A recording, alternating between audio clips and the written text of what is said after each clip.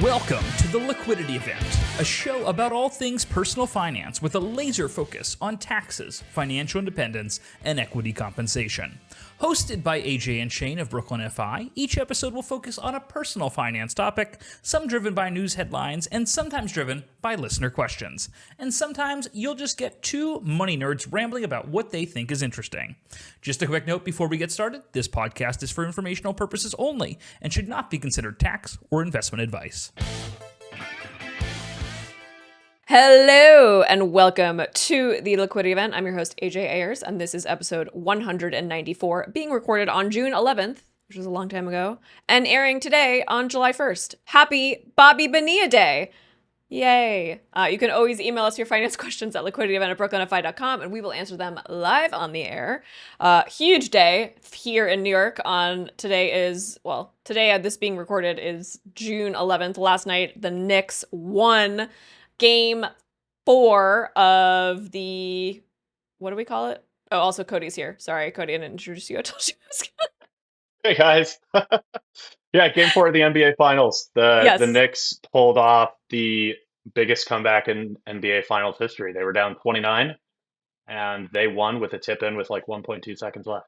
Incredible. Yeah, I was on an airplane coming from Fort Lauderdale, Florida to New York for the first half of it, and then I landed and then had to get home, and then by the time I got home, I was so exhausted that I went to sleep thinking they had lost, and then woke up and it was I screamed. I was like, "What? Oh my God." The first thing I saw was like the Taylor Swift meme of like her and Mariska Hargitay like hugging, and I was like, "Wait, why are they hugging? We've lost really badly." So today we are talking about sports. So I invited a sports expert onto the show, literally any man I could find. So I've got Kody Sherlund here with us today. And we got the idea for this kind of sports themed show at our all company retreat while I was playing a prank on John, where we borrowed a friend's pontoon boat to pretend to be the SEC arresting him. And my friend whose boat we borrowed mentioned this day that I had no idea about, Bobby Bonilla Day. So Kody, tell us what July 1st is. July 1st. July 1st is Bobby Bonilla Day, which is short for the New York Mets deferred some money to be paid Baseball to a player team that they cut. Yes, a player that they had cut after the 1999 season. They pay him $1.2 million every July 1st from 2011 to 2035. There's a long story here, but it's a quick one. So baseball player, they're like, we need this cash for other people who are going to help us win games today. So let's do this. Let's do a deferred annuity, basically, right? This is an annuity, for lack of a better term. So the idea was like they were going to pay it, and they were going to pay like what was a minimum 8% interest rate, but right? Yeah, it was 8. Yep. And then where it gets really interesting is that the Mets franchise owners were invested with our friend Bernie Madoff, who's not our friend, by the way.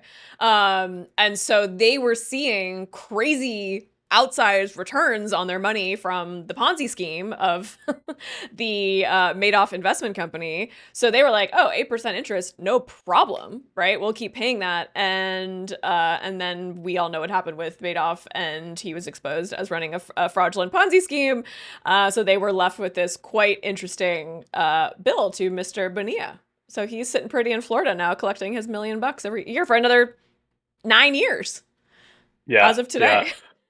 So when the Mets cut him, they owed him $5.9 million. And if you run the math, which I did with my handy dandy TI-89, which is a favorite of many of our clients, it comes out to 8% interest. They didn't pay anything for the first 10 years, and then they're doing $1.2 million for years 11 through 35. Okay. Which, if you do the time value of money, it discounts to the exact same number. Incredible. Which is wild. It sounds crazy for someone to be making 30 million in gross numbers and for that to compute back to 5.9, but again, these guys thought that they were going to be able to basically write an annuity product with, Fred Wilpon thought he was investing in something great, and it turned out to be none other than Bernie Madoff. Incredible. And we're seeing this I mean, we're like this same thing is showing up now with another baseball player on the Dodgers, right? Yep, Who's yep. Shohei Ohtani, who is not an old guy getting cut because the team doesn't want him anymore, but he's the best player on the planet. Yeah, he signed a huge contract with the which means he's Dodgers. expensive. Yes, and the Dodgers have signed a number of those players over the last 10 or so years. So, uh, because the Dodgers are trying to win, they don't mind being a little cash flow negative. Right. We're going to talk more about sports teams, valuations, and owners and all that stuff Oh later yeah. today. Yeah. But the Dodgers don't mind deferring some cash. So they're paying him like $2 million a year for 10 years. And then they're going to owe him $680 million, which doesn't even start paying out until like 2034 or 2035 or something like that. They're not the How first team to do this, though. what happens if he's not alive to collect it? Does his estate get it, or is it only if he's alive? I wonder. Ooh, that's a And good is question. someone going to try to murder him? Because that's what I would do if I anyway. Hopefully it's not his interpreter who was using Shohei's money without him knowing to gamble. Oh right, I forgot about that. Yeah, I mean that's the point. Like Yeah. when there's so much money being thrown around, it's someone's gonna want a piece, and we've seen that over and over again with athletes where their job is to be strong, win games, make baskets, make home runs, and they're not necessarily looking after their money. And when you see these numbers, you're gonna have people calling themselves wealth managers come and try to get their money. Mhm. I only hope that all athletes find fiduciary financial advisors to work with myself. Tell me about anything else you want to say about Bobby Bonilla Day. Happy Bobby Bonilla Day. It he actually has a few more deferred payments coming from a few other teams too. He bounced around in the late '90s after what was a legitimately good, maybe 10-year stretch. So he was a good player, but boy is he making out okay. I love this. Yeah, so every July 1st, we'll celebrate. We'll pour one out for Mr. Bobby Bonilla. Yeah. I love funny history like that. Okay, tell us why investing in sports teams is a good idea. Ooh, why is it a good idea? Well, if you are fantastically wealthy and you can buy a sports team for over $1 billion, it tends to be a pretty good cornerstone of the portfolio, at least in a backward-looking sense for some of these guys. Yeah. Uh, NFL and NBA teams in particular have gone up like 7x over the last 15 years or something wild like that. Uh, yeah, it's been really good with TV rights getting renegotiated, with cable cutting, with sports going to platforms like Amazon Prime and Netflix, and getting new deals with NBC and Fox. I mean, they are printing money. It's an entertainment product at the end of Yeah. the day. Yeah. So is this is like buying a sports. So if you bought the Knicks during their multi-decade slump, you would potentially, and if they win this championship, they could potentially like the return on that. I know the Knicks owner is a piece of shit and whatever. As someone who dated a Knicks obsessed fan for many years and went to many games in my early 20s, I heard lots of stories about the Knicks owner. So he could make out like a bandit because its valuations have gone up so much. What are we seeing? Like it's like more than 13% annualized returns Hmm. year over year, That's about right. which is basically this. If you're investing in S&P 500, maybe you're even making out a little bit better if you're buying these sports teams, if you have that Yeah. capital, that massive amount of capital to invest. I think the Knicks are somewhere around the sixth most valuable sports franchise on the planet. I think they're worth about 10 billion, Okay. which that's a huge number. Uh, How much does their winning a national championship increase their valuation? oh, that's a good question In your because, opinion? um, it, probably a fair amount. Probably a fair amount. I mean, they're in the best media market in the world. New They York City? they are successful. Yeah. Yes, they. Mm. I mean, how many celebrities did we see sitting courtside over the last two games at Madison I Square only saw Garden? one. I only have eyes for Taylor, personally, Yeah, but yeah, I'm sure there were yeah, others. I saw a good tweet yesterday. It was like, my mayor's Muslim, my bagel's Jewish. Taylor sitting courtside, Nixon 5. Yeah. Uh, yeah, Did yeah. you see the Brooklyn FI tweet this morning? I did, yes. I don't remember what it My was. I was 401k thrive, my portfolio thrives, Nixon 5. Nixon 5. Um, yeah. Uh, yeah. So a good example is the Clippers, which is undoubtedly the second-rate team in Los Angeles, the Clippers. Like, the Lakers are far more important and popular. Mm-hmm. Uh, That explains why my dad took me to Clippers games growing up and not Lakers games. Ooh. So the Clippers, they were not a successful franchise for a long time, and their longtime owner, Donald Sterling, had a major fall from grace. Look him up; it wasn't good. Okay. And the NBA forced a sale. They were sold to the former Microsoft CEO Steve Ballmer for $2 billion in 2014. Everybody thought that was a crazy number back then. Too high. Way too high. They're worth $7.5 billion now. Yeah, sick. Which that's about a 12% return. And if you're the former Microsoft CEO, you're perfectly happy about that. Yeah, you don't need your RSUs. They're 15th on that Forbes list now. They're ahead of the Dodgers. Really? They're ahead of the Dodgers. They're ahead of Real Madrid. They're ahead of the Green Bay Packers. Like, do you think it worked out really well? Do you think that has to do with like the market they're in LA, and that LA and New York are just superior cities to everywhere else? Everywhere else? I think the NBA has done a really good job monetizing its product. It's a league driven by star power. It's driven by personalities. You can see the players' faces on the court. You can see the fans sitting courtside. It's so marketable. It's getting popular internationally. Yep. It's a fantastic product. Cool. When was the last basketball game you went to? I went to a Timberwolves season opener, which was a lot of fun this year with the year before. I went to a Knicks game. Was it early this year or late last year? And it was LeBron was there. And his son they put his son in like the last minute just so he could get like, 60 seconds. Little Bronny going there up and down the court. Did you know that Bronny and I have similar heart conditions? Like his little heart defect is a similar one that I have. So fun. Yep. So yeah, basketball. Anyway, all right, what else do we got? So we got the NBA. We've got franchises in the NBA worth $10 billion.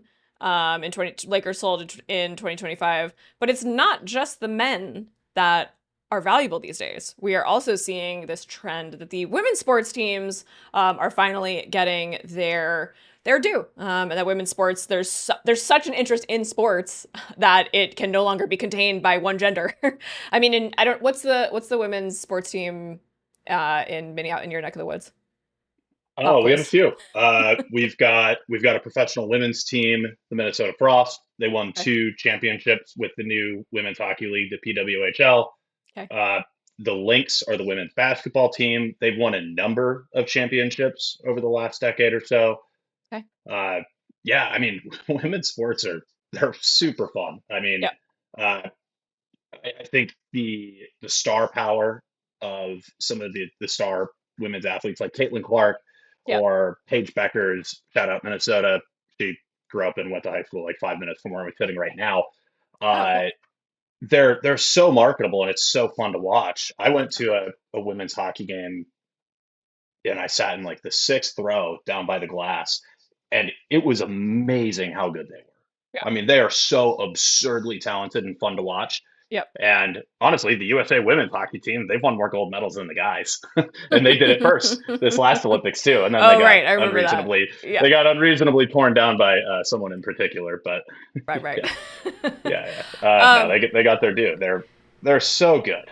Yeah, I mean, we have the Liberty here, and I mean, you can't. I was growing up in LA, we had the Sparks. We had the LA Sparks. And if you wanted to go to a Lakers, and these are just prices I remember, you could go to a Lakers game for like $112. You could get great seats. Like, I just remember that ticket price. If you wanted to go to a Sparks game, it'd be like $10. Like, there wasn't a ton of interest. And it just took a long time for, I think, the generation to get used to it and for the fandom to coalesce. And now the Liberty at Barclays is like, it's like $300 a seat. So like there's money in it, and when there's money, there's interest, right? Like the two go hand in hand. So much so that in Brooklyn we now have 2 women's sports bars.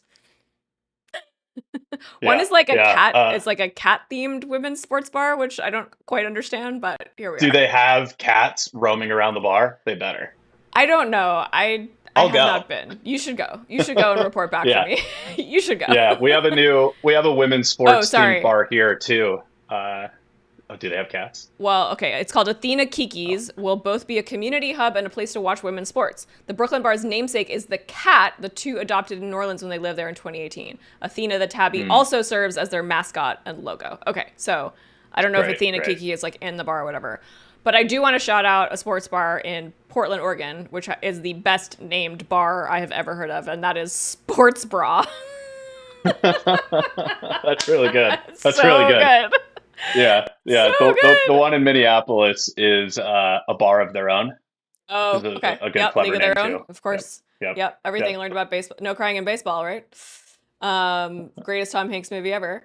There's some. Okay, so going. This is a sports generally themed episode. As you can tell, I know lots about sports. What are your top 3 sports movies? Ooh, top 3 sports movies. Number 1 is Moneyball.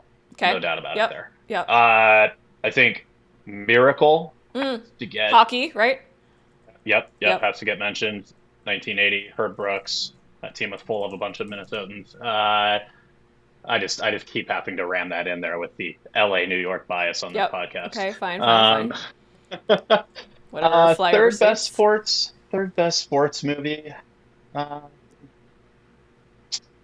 Yeah, I don't know. Maybe we just have to go with the Mighty Ducks just to keep it local here too. Yep. Fair enough. I just Googled sports movies to remind myself of all of the sports movies. League of Their Own is definitely my favorite. That's one of my favorite movies of all time, despite the fact that it's about sports. I gotta go with Rocky. I gotta go with the Rocky franchise. What else do we got here? We got Creed. Oh, we got Seabiscuit. I guess that's a sports movie. What's the one? What's this old baseball movie? Angels in the Outfield. That's a good like hallmarky kind of like, and Bad News Bears, Sandlot. I liked all those like 90s. I loved The Sandlot. Yeah, those are good ones. We don't now they're saying like the F1 movie is a sports movie. I guess it is technically. All right, what else do we got here? We talked about women's sports. So all these multi-billion dollar men's franchises, people are getting priced out, right? And it's been such a good investment. We've seen such great returns that now there's this money flowing into these women's teams, which I think is really cool. And it's so basically like it's too expensive to go in over here, so let's find the more upcoming product that's going to have the higher returns later on. So watch women's sports, as I see those shirts around a lot in Brooklyn. I don't know if you see those, or like I watch women's sports. I see them too. Yeah. What else do we got? I think, let's talk about younger athletes finally getting paid. College athletes for years until 2021, this is very recent history, were not able to collect money because they were seen. You definitely know more about this than me, so I'm not going to pretend to talk about this. Please explain. Sure. Yeah. After a handful of court decisions, it was ruled that despite the NCAA's long-standing rule that players were allowed to get paid for their name, image, and likeness. Because at the end of the day, they are participating in and driving an entertainment product that is incredibly valuable. And for the longest time, the NCAA said, you're getting a free education out of this, which wasn't even true for a lot of those athletes. Like there are only a certain number of scholarship slots available for every sport. Well, also like it's a scholarship that doesn't cover your costs of like if you like, I mean, obviously they're well taken care of, I hope, as athletes, but not all of them, right? You had to be in like the top percentile. Yeah. And if you play football at Georgia, that's a really, really valuable role. Like that football team wins national championships, that drives a lot of money toward the school. Did Melanie and pay those you to say players that? are actually no, she did not. Melanie on our team is a big Georgia fan. Yes, she is.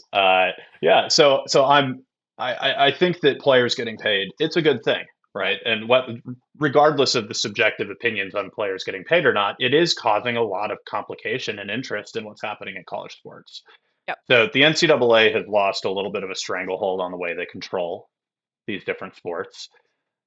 Players are getting paid. Players are starting to transfer from school to school between seasons because they can just go get a better contract if they go play somewhere else. So there was a long-standing fear that this would cause the rich to get richer, the Alabamas and Georgias were just going to keep winning. Texas was going to just win a bunch of national championships, maybe USC, and then teams like Kansas State or Virginia Tech or Washington State were just never going to win anything because they just didn't have that much money. I don't know that that narrative is actually true. I mean, look no further than what Yeah. just happened in college football last year. Indiana ran the table and won the national championship. They haven't ever been That's relevant in football. And yeah, they were able to collect a roster of a bunch of juniors and seniors that, maybe weren't starters at their old schools, and they won a championship. They did not lose the game. and so the fears about it just becoming a biggest check game were disproved by Indiana winning last year. Yeah, yeah. And there's a reasonable argument to be made that maybe these players are getting a little bit divorced from the education if they go to 4 different schools over 5 or 6 years. And it is a little bit preposterous that you can play college sports for like 7 years in a lot of these cases. But Yeah. COVID was a long time ago. Let it go. Yeah. But What does Shane say? Shane always says he's got 2 more years of eligibility left if anyone wants him to walk on and play. Yeah, and the team that Indiana beat in the national championship game was Miami, a team that has been scratching and clawing at getting relevant again ever since its heydays in the '80s and the early 2000s. The U, their quarterback was a transfer from Georgia, Carson Beck, and I want to say it was his 6th or 7th year in college. Like there are players in the NFL who have played like 3 or 4 years that are younger than he is. Yeah. Oh, And wow. he's just making money playing college football, and he's living in he's living in Coral Gables and living the dream. And Hell yeah. a Probably reporter playing asked him, it's golf. like, Yeah. yeah. So a reporter asked him, because the national championship game was in Miami. They're like, how does it feel to be practicing and sleeping in your own bed and playing a national championship game at home? Like, what's it like going to class? He's like, I haven't gone to class in 2 years. Wait, am I supposed to say that? I mean, it's like the Animal House, right? It's like, I mean, I would love Right. to stay in college for a few more years and get paid to do it. But yeah, I mean, look, the idea was that these kids were, going to make a ton of money for these schools, and these schools were just getting rich off their back. So, now they can get cash from endorsement deals with the Nikes of the world, which is interesting because this whole little cottage industry has sprung up of tax advisors and lawyers and financial advisors who target these not professional athletes, but college athletes. So actually, we have a few friends in the financial planning space who specialize in not athletes, but specifically college athletes. So I think that's pretty cool. But also, I cannot imagine being an 18-year-old, football player and being hit with a, 7-figure Nike deal and not wanting to, spend it on dumb shit that you're going to regret 10 years later. Yeah, we work with a lot of people who experience significant liquidity events, and Yeah. they are very often in their 30s or 40s, maybe late 20s. I can't imagine what it must be like to be a 19-year-old Oh playing my college God. football, Oh my making four and a God. half million dollars. I mean, hopefully, this is where we get into issues with like, oh, I'm 18, like I can do whatever I want. And the parents are hmm probably like, please, for the love of God, listen to us. But then you also run into these situations where the parents, mismanage the money or quote unquote steal the Yep. money, or they feel like they should be paid hmm back for the years of coaching and whatever support they gave. So it's a complex situation.